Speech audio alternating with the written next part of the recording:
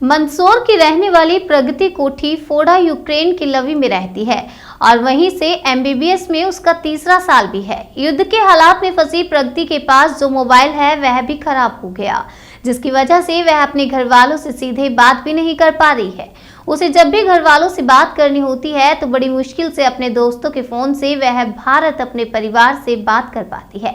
Ukraine में martial law लगा हुआ है और जिसकी वजह से उस तक मोबाइल पहुंच पाना भी दिक्कत भरा काम हो गया, क्योंकि लवी में जहां वह रहती हैं उसी से थोड़ा दूर आर्मी हॉस्पिटल भी है, जहां लोगों का बाहर निकलना अब सेना ने बंद कर दिया है। प्रगति कोठी फोड़ा के परिवार ने 2 बार उसके लिए टिकट बुक करवाए ताकि वह किसी भी तरह से भारत की मंदसौर में अपने परिवार के पास पहुंच सके, लेकिन दोनों बार उसके टिकट कैंसिल हो गए, जिनकी राशि 2.25 लाख से भी ज्यादा थी, जो कैंसिल होने के बाद वापस भी नहीं मिली। प्रगति का भाई निखिल रात दिन अलग अलग एजेंसी और अधिकारियों से संपर्क कर रहा है, लेकिन उसे भी कोई राह नजर नहीं आ रही है।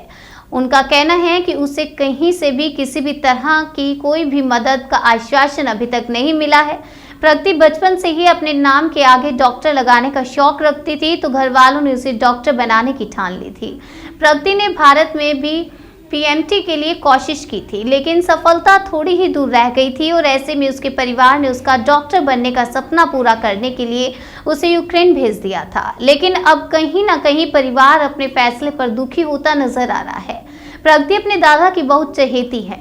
यही बड़ी वजह थी कि जब से टीवी पर युद्ध की खबर दादाजी ने देखी, तब से ही वह काफी बीमार हो गए और अब बिस्तर पर पड़े हैं और टीवी में किसी भी अच्छी खबर का इंतजार करते नजर आते हैं। प्रगति के परिवार के पास एक भी ठोस उम्मीद का रास्ता नहीं है। वह बस भगवान से प्रार्थना कर रहे हैं और मन्नतें मांग रहे हैं कि जैसे तैसे करके उनकी बेटी उनके घर वापस आ जाए। प्रगति कोठी फोड़ा का परिवार बेहद बुरे दौर से गुजर रहा है। ये लोग अपनी बेटी से मोबाइल पर बात भी नहीं कर पा रहे, क्योंकि बेटी का मोबाइल खराब हो चुका है। अपने दुख के साथ साथ यह उन हजारों माँ बाप का दर्द भी समझ रहे हैं जिनके बच्चे यूक्रेन में फंसे हैं और हर बार टीवी पर कोई नई खबर इन्हें तनाव दे जाती है और सिवाय रोने के इनके पास और कोई चारा नहीं बचा। युद्ध के इस माहौल में फिर भी उन्हें उम्मीद है कि उनकी बेटी सुरक्षित घर वापस आ जाएगी। अब देखना होगा कि सरकार ऐसे परिवार के दर्द और पीड़ा को कितनी जल्दी खत्म करती है। बच्ची तो हो ही रही है सर। आपसे बात तो करती होगी, वो क्या बोल रही है? क्या बस ये वो सोच रही है कि बस मैं एक बार इंडिया कैसे भी आ जाऊँ सर। बस यही सोच रही है कि इंडिया कैसे भी आ जाऊँ, मैं एक बार मुझे इंडिया आना है। बड़ा डर तो आपके अंदर कहीं ना कहीं है। हाँ सर, बिल्कुल है कि अपने बच्चों से बढ़कर क्या है सर। बच्चों से बढ़कर कुछ भी नहीं है सर।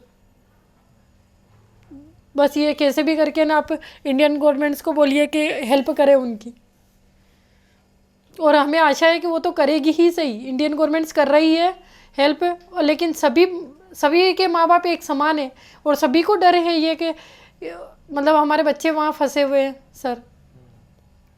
अभी आपकी बेटी से किस तरह से बात हो रही है? आपकी कम्युनिकेशन कैसे होता है? या तो कभी हो जाता है कि उसके फ्रेंड्स वगैरह से कि कभी छूट मिलती है तब पास में आते हैं तो बात हो जाती है, नहीं तो नहीं हो पाती है।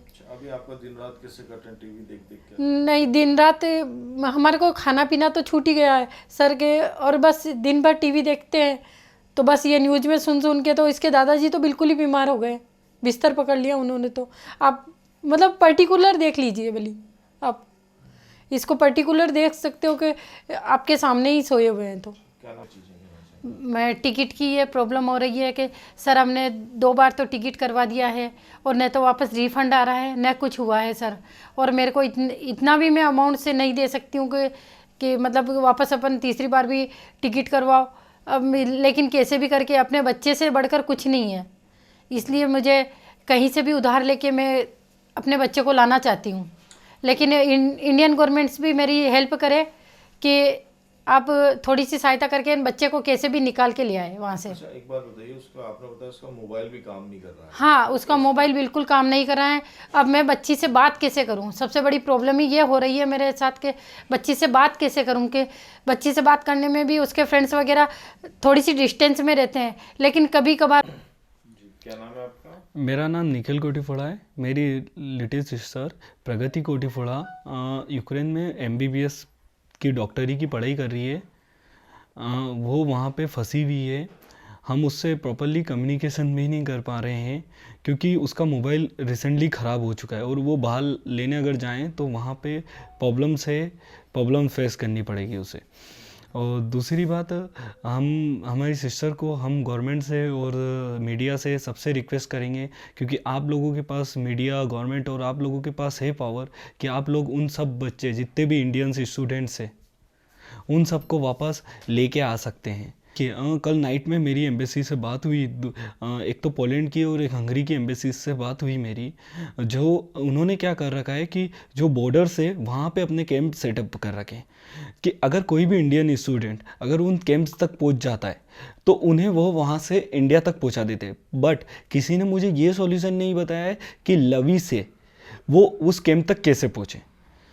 मेन प्रॉब्लम यही है कि अब बहुत सारे विलेजेस पीपुल्स हैं, उन्हें तो इतनी कम्युनिकेशन भी नहीं आती है कि वो लोग कम्युनिकेशन कैसे करें किसी अपने बच्चे से। मंदसौर के नियर में बहुत सारे विलेजेस हैं तो उन लोगों को ये भी नहीं पता है। और दूसरी बात, मुझे ना गवर्नमेंट के द्वारा, ना कलेक्टर्स के द्वारा, ना किसी के द्वारा मेरे को कोई गाइडलाइंस जारी नहीं हुई है कि मैं उसको पढ़ के मैं उसको रीड करके या मैं कुछ एक्शंस ले सकूं।